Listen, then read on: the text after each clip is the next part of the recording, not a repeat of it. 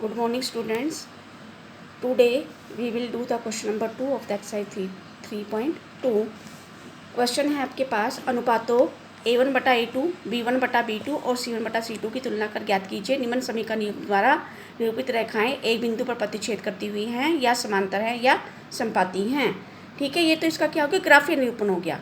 तो ये वाला क्वेश्चन आपका बीजगणितीय निरूपण की तरह भी आ सकता है। ठीक है, तो रैखिक समीकरण युग्म का क्या कहते हैं, अद्वितीय हल है या कोई हल नहीं है या अपरिमित रूप से अनेक हल है। तो ये क्वेश्चन इस तरह से भी आ सकता है। ठीक है, ये तो ग्राफीय निरूपण पूछा हुआ है कि आपके पास जो इन रैखिक समीकरण युग्म द्वारा निरूपित रेखाएं एक बिंदु पर प्रतिच्छेद करती हुई हैं या समांतर है या समपाती हैं। जो आपने कल क्वेश्चन किया था, ठीक है, वो क्या था, उसका क्या था, ग्राफीय निरूपण क्या था, कैसी रेखाएं आई थी आपके पास, रैखिक समीकरण युग्म द्वारा निरूपित रेखाएं क्या थी, एक बिंदु पर प्रतिच्छेद करती हुई थी।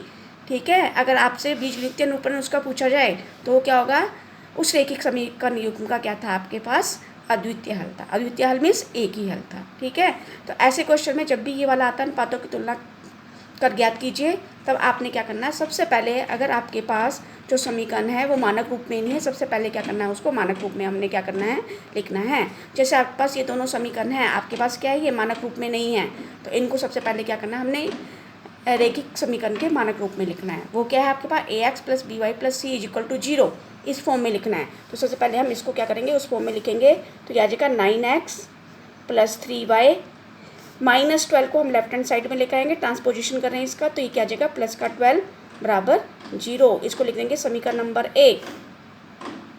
ठीक है, और दूसरी इक्वेशन क्या है आपके पास, 18x प्लस 6y, ठीक है, माइनस 24 को हम क्या करेंगे, हम इधर लेकर आएंगे, तो क्या हो जाएगा, प्लस का 24 बराबर 0।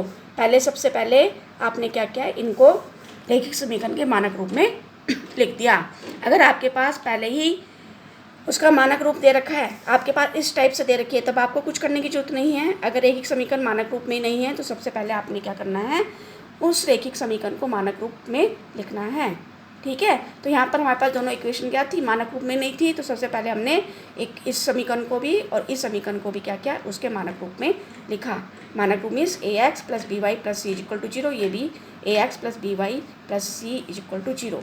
अब क्या है आपके पास, समीकरण एक की तुलना करने, समीकरण एक की तुलना किससे करनी है, हमने कल की थी, किससे, a1x plus b1y plus c1 is equal to 0 से आगे आपने आप लिख लेना करने पर। ठीक है, तो a1 क्या है, कोफिशिएंट ऑफ x, किसमें, समीकरण नंबर 1। समीकरण नंबर 1 से हमारे पास a1 b1 c1 आएंगे और समीकरण 2 से हमारे पास a2 b2 और c2 आएंगे। ठीक है, a1x दिखाई दे रहा होगा, कोफिशिएंट ऑफ x, तो यहाँ पे कोफिशिएंट ऑफ x समीकरण नंबर 1 आपके पास ये है। कोफिशिएंट ऑफ x क्या है आपके पास, 9 है। जिसका कोफिशिएंट हमको फाइंड आउट करना होता है उसको छोड़ देना है, उसके अलावा जो आपको दिखाई दे रहा है वो क्या होगा, आपका a1 होगा। ठीक है, तो कोफिशिएंट ऑफ x इन समीकरण नंबर 1 में क्या है आपके पास, 9 है, तो a1 क्या आ गया आपके पास, a1 इज इक्वल टू 9। ठीक है, b1 यहाँ पे देखिए, b1 क्या है, कोफिशिएंट ऑफ y। ठीक है, तो यहाँ पे कोफिशिएंट ऑफ y क्या है, y को छोड़ दीजिए, क्या है, +3, तो b1 क्या आ जाएगा आपके पास, यहाँ पे +3 आ जाएगा। ठीक है, c1 क्या है आपके पास, यहाँ पे कांस्टेंट क्या यहाँ पे +12 है, तो c1 क्या आ गया आपके पास, यहाँ पे 12 आ गया।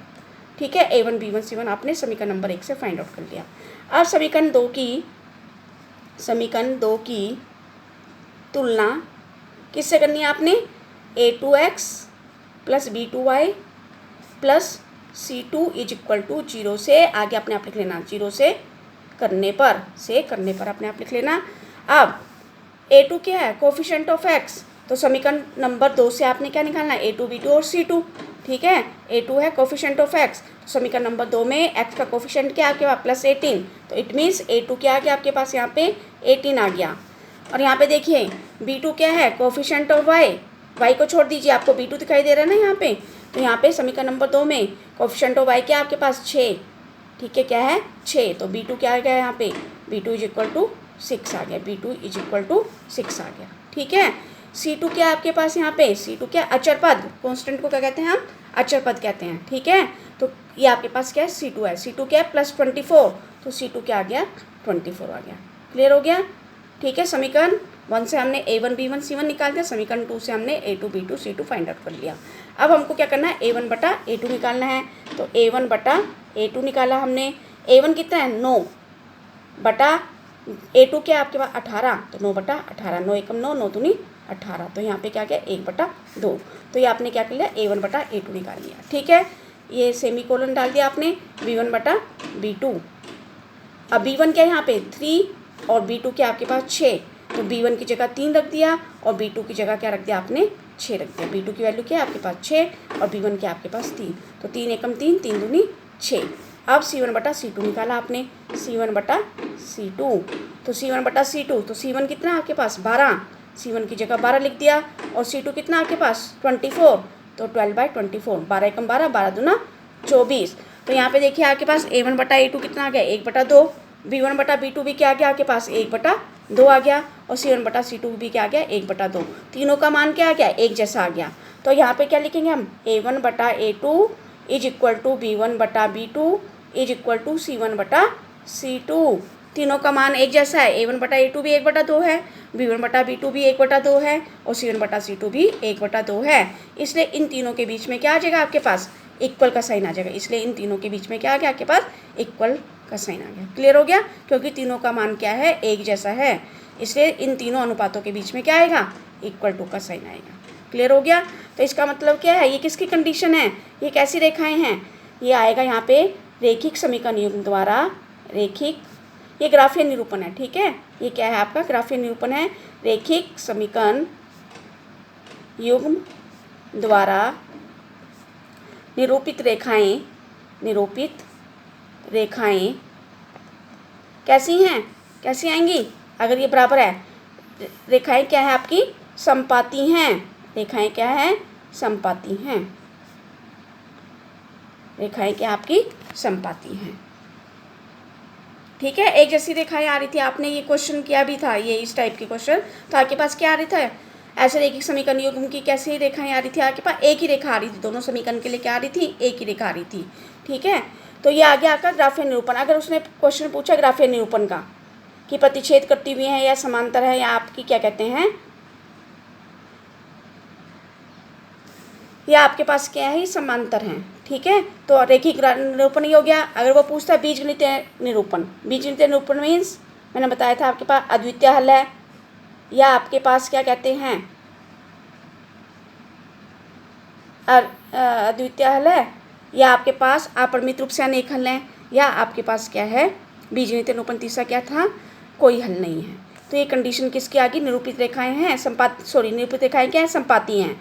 तो इसका क्या आएगा रेखिक समीकरण युग्म के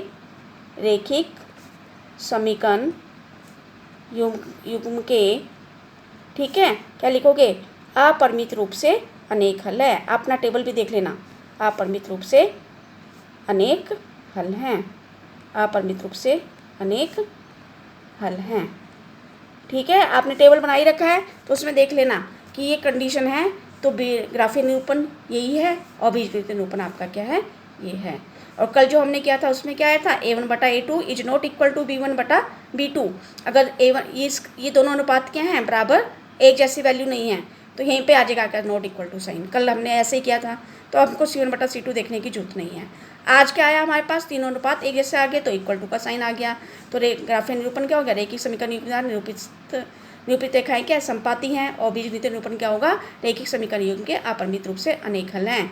और कल क्या आया था A1 बटा A2 is not equal to B1 बटा B2। तो ग्राफीय निरूपण क्या था उसका रेखिक समीकरण युग्म द्वारा निरूपित रेखाएं कैसी थी एक बिंदु पर प्रतिच्छेद करती हुई हैं। और बीजगणितीय निरूपण क्या होगा उसका रेखिक समीकरण युग्म के क्या है रेखिक समीकरण युग्म का अद्वितीय हल है। अद्वितीय हल मीन्स एक ही हल है, x इज इक्वल टू ये और y इज इक्वल टू ये। ठीक है, अब आपके पास ये क्वेश्चन है 2x माइनस 3y बराबर आपके पास क्या है 2x बराबर 3y is equal to 18। 2x minus 3y बराबर 18 और दूसरी इक्वेशन है 4x माइनस 6y बराबर क्या है आपके पास 9 है। ठीक है, 2x माइनस 3y बराबर 8। ठीक है, 8 ही है ये 2x माइनस 3y बराबर 8 है, 2x माइनस 3y बराबर 8 और 4x माइनस 6y बराबर या यहाँ पे 9 लिख लीजिए, क्वेश्चन एक जैसे हो जाएंगे तब आपको थोड़ा समझ में आ जाएगा। तो पहली इक्वेशन है आपके पास 2x माइनस 3y बराबर 9 और 4x माइनस 6y बराबर क्या है आपके पास 18, 4x माइनस 6y बराबर आपके पास क्या है 18। समझ में आ गया। एक इक्वेशन ये है, दूसरी इक्वेशन ये है आपने। तो आपने इसी तरह से आपने अनुपातों की तुलना करके याद करना है। Thank you.